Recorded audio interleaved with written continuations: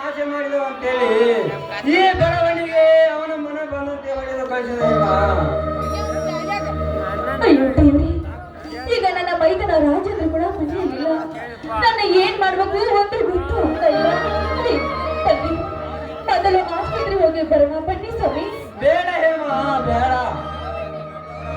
ನೋಡಿ, ಈ ಸಮಯದಲ್ಲಿ ಈಗ ಹಠ ಮಾಡಬೇಡ್ರಿ. ಅದರ ರಕ್ತ ತುಂಬಾ ಹೋಗ್ತಾ ಇದೆ.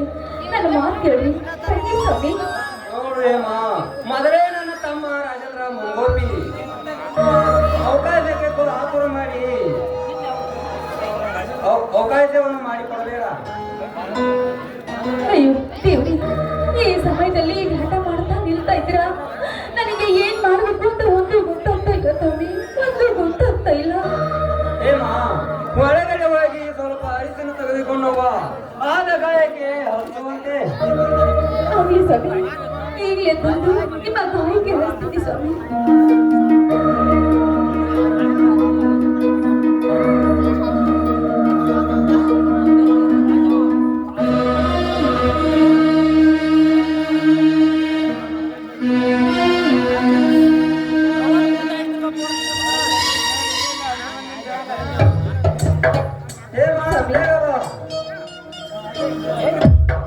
ನೋಡಿ, ನೋವು ತಡ್ಕೊಳಕ್ ಆಗ್ತಾ ಇಲ್ಲ.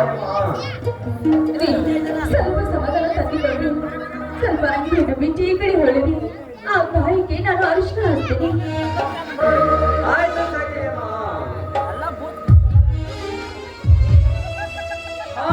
ಹೇಮ, ಉರಿ ನೋವು. ಸ್ವಾಮಿ, ತುಂಬಾ ನೋವಾಗ್ತಾ ಇದೆ ಅಂತೆ. ರೀ, ಸ್ವಲ್ಪ ನೋವನ್ನು ತಡ್ಕೊಳ್ರಿ, ತಾನೇ ವಾಸಿ ಆಗುತ್ತೆ.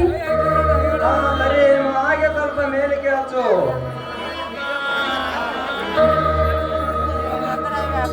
ಸ್ವಾಮಿ, ಮತ್ತೆ ನೋವು ಎಲ್ಲಿದೆ ಅಂತ ಹೇಳಿರಿ, ಅಲ್ಲಿ ಅರಿಶಿನ ಹಚ್ತೀನಿ. ಸ್ವಲ್ಪ ಈ ಸೈಡ್ ಹಚ್ಚು ಹೇಮ, ಬಹಳ ನೋವಾಗ್ತಿದೆ.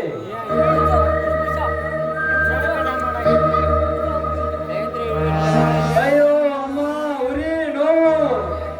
ಸ್ವಾಮಿ, ಸಮಾಧಾನ ಮಾಡಿಕೊಳ್ಳಿ ಸ್ವಾಮಿ, ಸಮಾಧಾನ ಮಾಡಿಕೊಳ್ಳಿ.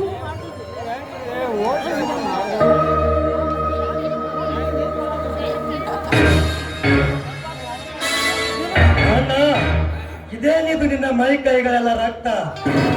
ಏನ ಏನಾಯ್ತಂದು? ವೈದ್ಯರ, ಅದು ಹೇಮ, ಹೇಳಬೇಡ. ಅಣ್ಣ, ನೀನು ಸುಮ್ಮನಿರು. ಅತ್ತಿಗೆ ಅದೇನಂತ ನೀವು ಹೇಳಿ.